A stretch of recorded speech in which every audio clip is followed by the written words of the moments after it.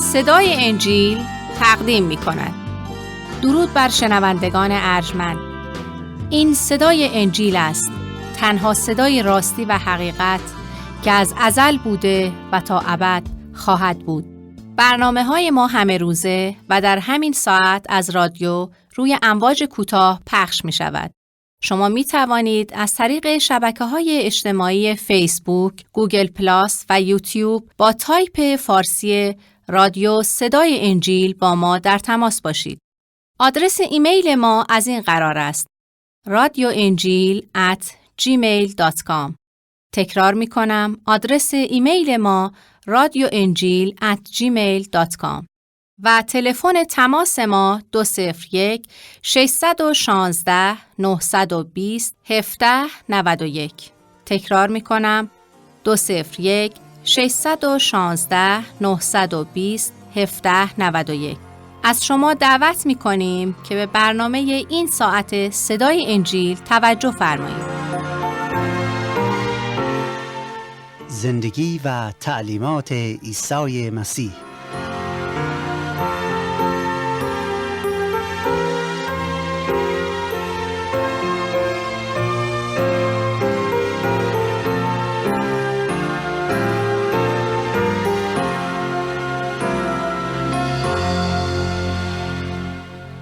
خداوندا، تو کلام مقدست را به ما عطا کرده ای تا تو را بشناسیم و حقایق زندگی را از دیدگاه تو دیده و آن را درک نماییم.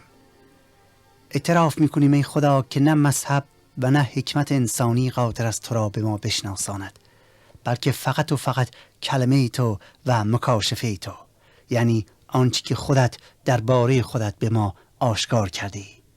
پس تمنا می‌کنیم ای خدا به ما بصیرت و حکمت و فهم روحانی عنایت فرما تا در پرتو رحمت تو حقایق عجیب و آسمانی را کشف و درک کنیم.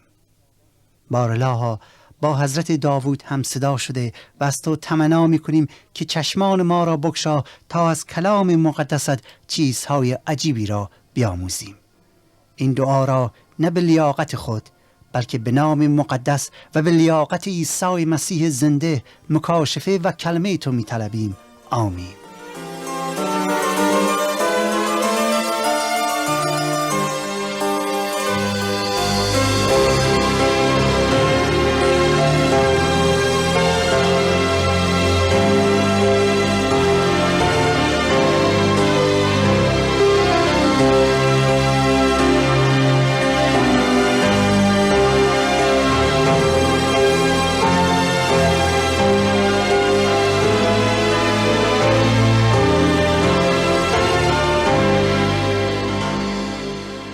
عیسی مسیح فرمود: من آمدم تا گناهکاران را بجویم و نجات بخشم.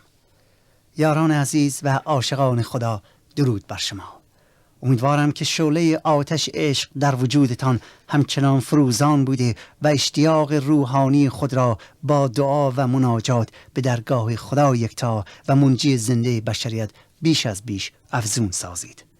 خدا را سپاس میگویم که این روز را به عمرمون اضافه کرده تا با شما عزیزان باشیم و از کلام مقدس او براتون بخونیم و درباره اسرار ملکوت الهی با یکدیگر به گفتگو و تبادل نظر بپردازیم. اگرچه جسماً با شما یاران عزیز نیستم، اما مطمئن باشید که قلب و روح و وجودم با شماست و برای شماست. برای شما دعا کرده و خواهم کرد، زیرا میخواهم که شما را از برکات و فیضی که خدا نصیب بنده گناهکارش کرده آگاه کنم تا شما نیز از برکات او مستفیض شوید. برای این منظور از شما دعوت میکنم که چنانچه انجیل مقدس را در اختیار دارید، لطفاً آن را به فصل 13 انجیل به قلم متی حواری بگشایید تا گفتار و تعلیمات عیسی مسیح را که کلمت الله است با یکدیگر مطالعه کنیم و آن وقت خودتون از خدا تمنای کمک بکنید تا حقایق را بر شما آشکار کنه و شما را در راه راستی هدایت فرماید. احیانا اگر شما از شنوندگان عزیزی هستید که کلام خدا رو در اختیار ندارید، منتها مایل به دریافت انجیل مقدسید، می توانید با ما مکاتبه کنید تا براتون ارسال بداریم. آدرس رو در پایان برنامه مجددا اعلام خواهیم کرد. در ضمن از فرصت استفاده می کنم و از همه عزیزانی که برامون نامه نوشتن صمیمانه تشکر و قدردانی کرده و خدمت همه یاران گرامی عرض کنم که ما به تمام نامه‌های رسیده کتباً پاسخ خواهیم داد. زیرا نامه‌هاتون برامون بسیار عزیز هستند و نظریات شما باعث بهتر شدن برنامه‌ها می‌شوند. این برنامه رو از صدای انجیل میشنوید. پیام عیسی مسیح به مردم جهان این بود که توبه کنید. توبه کنید زیرا ملکوت خدا نزدیک است. او درباره قلمرو و فرمانروایی خدا و نحوه برقراری آن و طرز ورود به آن را تعلیمات بسیار کامل و جامعی به ما عطا کرد که البته در برنامه‌های گذشته آیات مربوط را براتون خواندم. از فصل 13 عیسی مسیح شروع به تشریح و بیان اسرار این قلمرو آسمانی و خدایی می کند و با بیان مثل‌های مختلف مجهولات بسیاری را درباره ملکوت خدا آشکار می سازد. ملکوتی که برای بسیاری ناآشنا و غریب است. در 17 آیه اول عیسی مسیح مثلی را بیان می کند که به مثل برزگر شهرت دارد. وقتی مثل را عرض فرمود، شاگردان او از او پرسیدند که چرا با این قوم از طریق مثلها صحبت می‌کنی؟ و او 2 دلیل را بیان فرمود و در سخنانش بر ما آشکار کرد که عالم معنویت و ملکوت خدا را فقط و فقط باید از دیدگاه و فهم روحانی و بصیرت معنوی نظر کرد و آن را فهمید و نشان داد که توبه و ایمان دروازه ورود به این ملکوت سماوی می باشد. حالا یک بار دیگر توجه شما را به مثل برزگر جلب می کنم و سپس تعبیر آن را از دهان متبارک خود عیسی براتون خواهم خواند. وقتی جماعت زیادی دور عیسی مسیح جمع شده بودند، به آنها فرمود برزگری برای پاشیدن بذر به مزرعه رفت. وقتی مشغول پاشیدن بذر در مزرعه بود، بعضی از دانه ها در وسط راه افتادند و پرندگان آمده آنها را خوردند. بعضی از دانه ها هم روی سنگلاخ افتادند، ولی چون زمین عمقی نداشت زود سبز شدند، منتها وقتی خورشید بر آنها تابید همه آنها سوختند و از بین رفتند چون ریشه عمیقی نداشتند. بعضی از دانه ها به داخل خارها افتادند، ولی خارها رشد کردند و آنها را خفه کردند. بعضی از دانه ها در خاک خوب افتادند و از هر دانه 100 یا 60 یا 30 دانه به دست آمد. و سپس عیسی فرمود هر که گوش شنوا دارد بشنود. دوستان عزیز، هر وقتی که عیسی مسیح مثلی را بیان فرموده، غیر مستقیم به مطالب بسیار مهم روحانی اشاره کرده. به عبارت دیگر حقایق روحانی را آشکار ساخته است. حالا وقتی این مثل را گفت، رؤسای دینی چیزی نفهمیدن. خیال کردند که او فقط یک داستان بسیار ساده و پیش و پا افتاده داره بیان میکنه. داستانی که همه مردم خیلی راحت میتونستن بفهمن و یا هر روز با آن روبرو بودن، چون که اکثرشون خودشون برزگر بودن، کشاورز بودن. ولی گوش کنید که خود عیسی مسیح مقصودش از بیان این مثل چیه.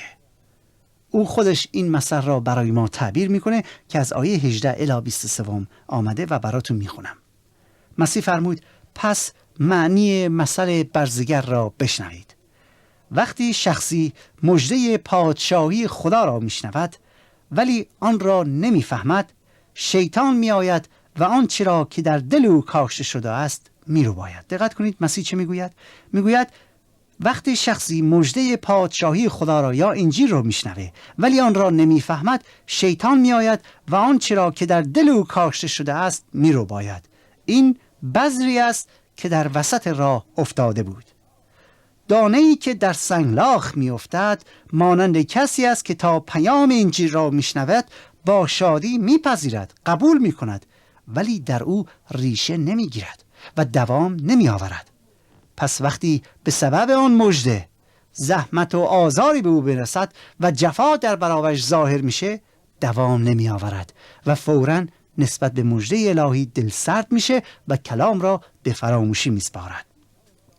اما دانه‌ای که به داخل خارها افتاد مانند کسی که پیام را میشنود ولی نگرانی‌های این زندگی و عشق به پول و مقام پرستی آن پیام را در دلش خفه می‌کند و در نتیجه ثمر نمی آورد. اما دانه کاشته شده در زمین خوب به کسی میماند که پیام را میشنود و آن را میفهمد و 100 یا 60 و یا 30 برابر ثمر به بار می آورد. وقتی به هدف و مقصود عیسی مسیح از بیان این مثل توجه کنیم دوستان عزیز، می‌بینیم که او عکس العمل انسان‌ها را نسبت به کلام خدا بازگو می‌کند و در واقع می‌گوید دعوت خدا در میان آدمیان 4 عکس العمل مختلف داره و یا بر اثر عطای فیض خدا انسان‌ها 4 عکس العمل مختلفی را به فیض خدا نشون میدن و دوستان عزیز بدون استثناء همه آدمیان در یکی از این 4 گروه هستند. یعنی من و شما نیز جزو آنان هستیم. راستی عکس العمل ما نسبت به شنیدن کلام خدا چه می باشه؟ آیا جزو گروه اول هستیم یا دوم یا سوم یا 4م؟ فراموش نکنید که فقط یک گروه یعنی گروه 4م بودن که مقبول پسند خدا واقع شدن و به قول عیسی مسیح به ملکوت الهی راه یافتن. اجازه بدهید که این 4 گروه رو به شما معرفی کنم و بعد خودتون منصفانه کلاه رو قاضی کنید و ببینید که جزو کدام گروه هستید و اگر احیانا خدای نکرده در گروه 4م نیستید تا فرصت باقی است به جرگه این دسته بپیوندید. وقتی که به آیات توجه کنیم و در آن تأمل نماییم ملاحظه می نماییم که برزگر خود عیسی مسیح می باشد که بشارت کلام خدا را در زمین اعلام می کند. کلام خدا همان بذر یا تخم است که در این مثل آمده و دوستان عزیز زمین ها همان قلب های مردم می باشند. زمین های مختلف قلب های مختلف انسان ها هستند. دانه هایی که در گذرگاه افتادند کسانی هستند که وقتی کلام خدا را می شنوند، انجیل رو می شنوند، هیچ اثری در آنها نداره. قلبشون سفت و سخته و ابلیس هم مجال نمیده که این اشخاص درباره کلام خدا فکر کنن. ابلیس آن را میدزده و یا از خاطرشون میبره. یعنی از این گوش میشنون و از اون گوش خارج میشه این کلام. آنچه را که شنیدن فراموش میکنن. ابلیس این کار رو میکنه چرا؟ چون میترسه اگر کلام خدا در قلب آنها باشه سرانجام این کلام در آنها اثر کنه و آنها توبه کنن و به سوی ملکوت خدا بیان. به زبان ساده تر عیسی مسیح میگوید گروهی هستن که وقتی پیغام انجیل رو میشنون هیچ چیزی حالیشون نمیشه. از این گوش میشنون و از اون گوش خارج میشه. هر چقدر درباره عالم معنویت با این افراد سخن میگویید هیچ چیزی نمیفهمن. اینها گروه اول هستند و یا بذر اولی هستند که در زمین سفت و سخت در راه میفته و پرندگان که سنبل اهریمن است میآیند و آن را از بین میبرد. اما گروه دوم از زمین نوعی بود که خاک بود ولی زیرش سنگه.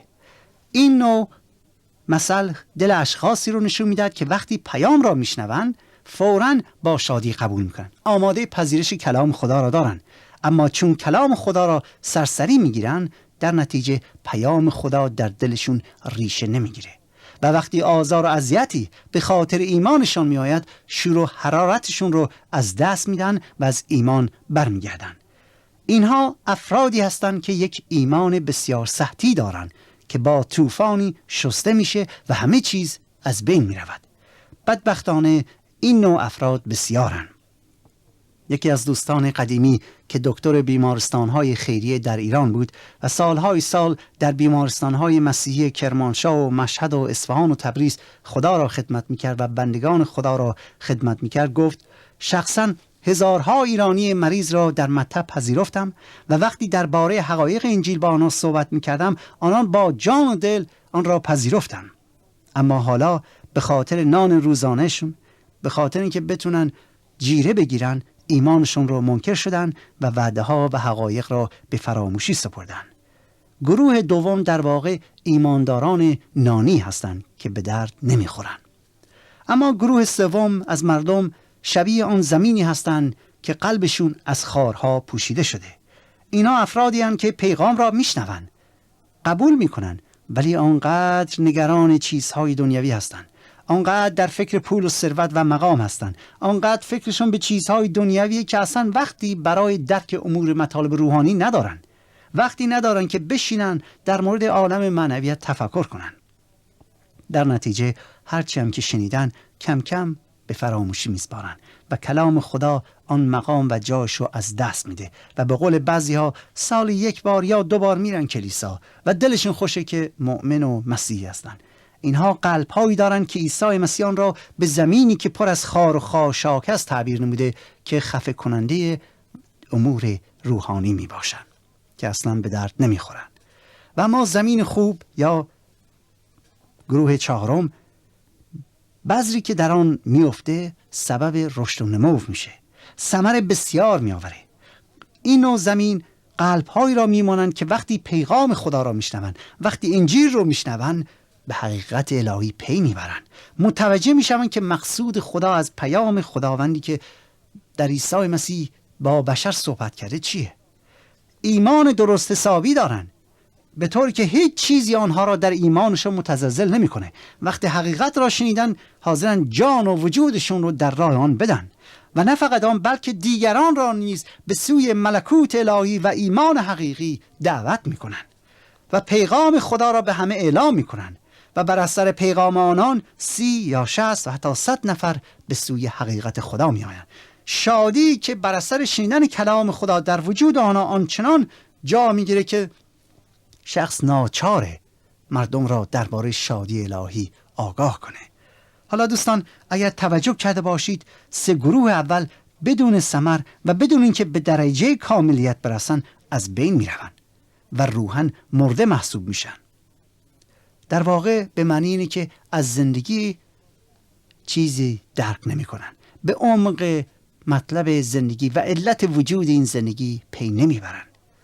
البته ممکن است شخص ایمان بیاورد و حتی عضو کلیسایی بشه. ممکنه بعضیا مزه زندگی رو درک کنن و از عطایای خدا بهره مند بشن، درست مانند اون دانه گندمی که بر سنگلاخ افتاده باشه. ولی دوستان عزیز، این نوع ایمان داشتن شما را وارد ملکوت خدا نمیکنه. تا کلام خدا را عمیقاً در قلبتان جا ندهید، زندگیتون عاری از هدف و مقصود بوده و از همه مهمتر از ملکوت خدا نیز محروم خواهید بود. راستی دوستان عزیز، شما جزو کدام گروه هستید؟ ما امروز کلام خدا را به سمع شما میرسانیم. ما مژده الهی و بخشش خدا را، خبر خوش یعنی انجیل رو به شما اعلام میکنیم که خداوند شما را انقدر دوست داره که عیسی مسیح را فرستاد تا کفاره گناهان شما بشه، که اگر حاضر باشید او را بپذیرید، امروز او گناهان شما را برمی‌داره، به شما حیاتی تازه میده و شما را از خطایا آزاد میکنه و شما صاحب تولد تازه میشوید. اگر فیض خدا را امروز بپذیرید، بدانید که امروز حیات جاودان را نصیب خود کردید و جزو گروه 4 هستید. وظیفه ما بیان کلام خداست و سلام. پذیرفتن و یا رد آن بستگی به شما داره. چند پیش نامه‌ای از برادری که در اردبیل سکونت دارد داشتیم که نوشته بود برنامه‌های شما بیهوده است، چون ما مسیحی نمیشیم. ما فریب تعلیمات عیسی مسیح رو نخواهیم خورد. دوستان عزیز، ما وظیفه نداریم که شما را با هر وسیله‌ای به سوی مسیح و راه خدا هدایت کنیم. اگر اینطور فکر میکنید اشتباه میکنید. وظیفه ما رسانیدن کلام خداست. ما وظیفه داریم که کلام خدا را به سمع شما برسونیم. ما مثل آن برزگری هستیم که وظیفه داریم کلام را پخش کنیم. امروز ما آن برزگریم که کلام خدا را در قلب‌های مردم پخش می‌کنیم و می‌دانیم که همه قلب‌ها آماده پذیرش کلام خدا نیستند. این دلیل نمیشه که ما وظیفه خود را انجام ندهیم. ما آنچه که خدا به ما فرموده است انجام می‌دهیم. بقیه با شنونده است، بقیه با شماست، چون که در روز داوری من مسئولی نیستم که جواب کارهای تو را به خدا بدم. خودت مسئولی که جواب بدی که چرا دعوت مسیح را رد کردی و یا پذیرفتی. خب دوستان عزیز، معنی مسئله برزگر رو براتون خواندم. حالا توجه شما را به دنباله گفتار عیسی مسیح که شامل مسائل دیگری نیز هست جلب میکنم. از ابتدا از آیه 24 براتون میخونم. میفرماید آنگاه عیسی مثل دیگری نیز برای آنان بیان کرده گفت ملکوت خدا مانند این است که شخصی در مزرعه خود بذر خوب کاشت. اما وقتی همه در خواب بودن، دشمن او آمده در میان گندم تلخه پاشید و رفت. هنگامی که دانه ها سبز شدند و شروع به رشد و نمو کردند، تلخه ها نیز در میان آنان پیدا شد. دهقانان پیش ارباب خود آمده گفتند ای آقا، مگر بذری که تو در مزرعه خود کاشتی خوب نبود؟ اینک تلخه نیز در میان آنهاست. او در جواب گفت کار دشمن است. دهقانان به او گفتند پس اجازه بده ما برویم و تلخه ها را جمع کنیم. او گفت خیر، چون ممکن است در موقع جمع کردن آنها گندم ها را نیز از ریشه بکنید. بگذارید تا موسم درو هر دوی آنها با هم رشد کنند. آن وقت به دروگران خواهم گفت که تلخه ها را جمع کنند و آنها را برای سوخت ببندند و گندم را نیز جمع کرده در انبار من ذخیره نمایند. خب دوستان، مقصود عیسی از بیان این مثل چیه؟ اتفاقا شاگردان مسیح نیز همین سوال رو کردن. آنان می‌خواستن بفهمن که معنی این مثل چیه. پس به عیسی مسیح میگویند که تمنا این که معنی این مثل را برای ما شرح دهید. ببینید عیسی مسیح چه میگوید. میگوید آن کسی که بذر نیکو میکارد پسر انسان است، یعنی خود عیسی مسیح، و مزرعه به نشان این عالم است. بذر نیکو تابعین پادشاهی خدا هستند، یعنی ایمانداران یا کسانی که وارد ملکوت خدا شدند. بعد فرمود تخم‌های تلخی که کاشته شد توسط شیطان انجام میشه، یعنی آن دشمنی که تخم تلخه را در زمین میکارد ابلیسه. به عبارت دیگر ابلیس انسانهای شریر را وارد جرگه ایمانداران و پاکان میکنه. موسم درو مقصود زمان آخره و یا روز محشره و دروگران در اینجا به معنی فرشتگان خدایند. میگوید همونطوری که دروگران تلخه را جمع میکنن و میسوزانند، در پایان این جهان هم همینطور خواهد شد. یعنی من یا مسیح فرشتگان خود را دستور میدهم که هر کسی که باعث لغزش ایمان مقدسین و برگزیدگان شده‌اند را همراه با بدکاران جمع کنند و در کوره مشتعل بیندازند، یعنی در آتش جهنم، جایی که اشک میریزند و دندان بر دندان میفشارند. در آن زمان نیکان در پادشاهی پدر خود مانند خورشید خواهند درخشید. هر که گوش شنوا دارد بشنود. ای عزیزان، این مثل نشان می‌دهد که سخنان عیسی مسیح مربوط به تمام مردم عالم است، نه به یک قوم یا قبیله و یا ملت مخصوص. عیسی فرمود مزرعه این جهان است و یا جهانیان، و همانطور که می‌بینید در جهان ملت‌ها و قبایل مختلف وجود دارند که به زبان‌های گوناگون تکلم می‌نمایند و در همه جا پراکنده هستند، اما اینها یعنی همه انسان‌ها در نظر خدا یکسان می‌باشند. عیسی مسیح نشان می‌دهد که دروازه ملکوت خدا برای تمام کسانی که از گناهان خود توبه و پیام الهی را اطاعت کنند بازه. ایمانداران به خدا فرزندان ملکوت محسوب می‌شوند و کلام خدا در همه جای دنیا ثمر می‌آورد. ولی در این حال باید این نکته را فراموش نکنیم که عیسی مسیح در این مثل توجه ما را متوجه دو مطلب بسیار مهم میکنه. اول اینکه روزی این عالم خاکی عمرش به پایان میرسد یا زمان به اتمام میرسد. همونطوری که وقت درو و محصول میرسه، زمانی هم میرسه که ما بایستی در حضور خدا جواب بدهیم. به عبارت دیگر ما همیشه فرصت توبه را نداریم. امروز روز توبه است. و دوم اینکه فرزندان شریر یا فرزندان شیطان همانند آن تلخه ها در این مزرعه یا در این عالم وجود دارند، پاشیده شدند و فقط خدای تعالی می‌داند که چه افرادی گندم واقعی یا مقدسان حقیقی هستند و چه افرادی تلخه یا شیطان پرستان. در مسائل بعدی عیسی مسیح در مورد شناخت برگزیدگان خدا و نحوه شناخت فرزندان ابلیس توضیحات بیشتری میدهد. به عبارت دیگر عیسی مسیح نشون میده که آیا من و شما جزو گندم هستیم، جزو بذر خوب هستیم، ذات خوب، ایمان خوب، راه خوب، و یا جزو تلخه هستیم، راه بد، ذات بد و از طرف شریر.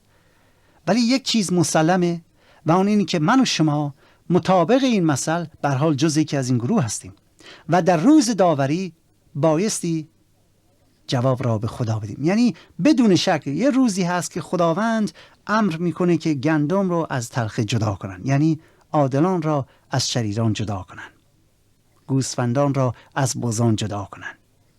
من و شما جزو یکی از این گروه هستیم، یا گندمیم و یا تلخه، یا جزو مقدسین هستیم یا جزو شریران.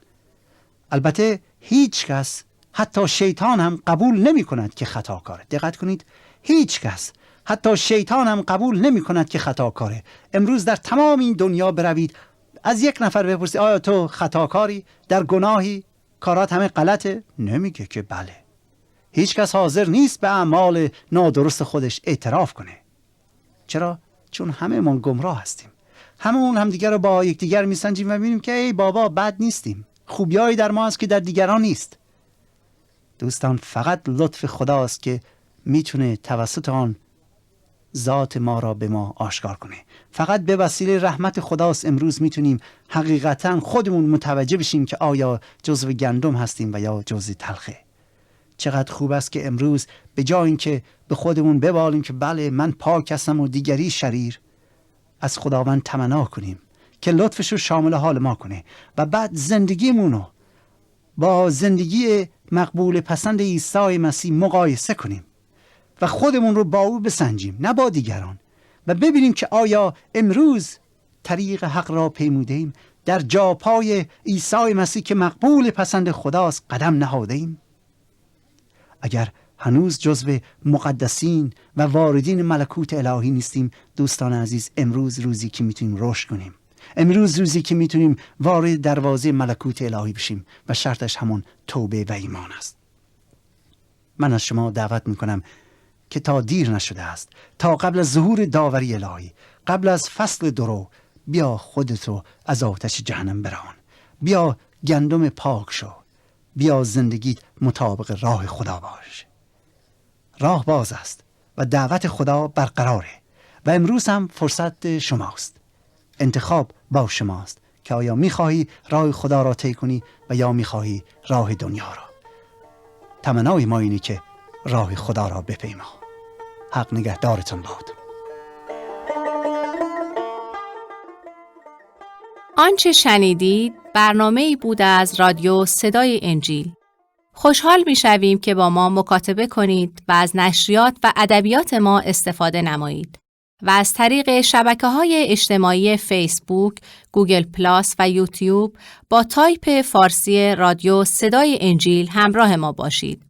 همچنین از طریق تلفن و ایمیل نیز می توانید با ما تماس بگیرید. آدرس ایمیل ما از این قرار است: radioinjil@gmail.com.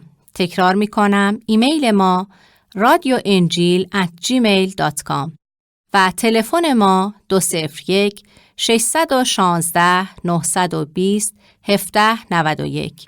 تکرار می کنم، 201 616 920 1791. تا برنامه دیگر و روز دیگر، خدای یکتا و مسیح زنده با شما باشد. ماراناتا، یعنی خداوند به زودی برمیگردد. آمین.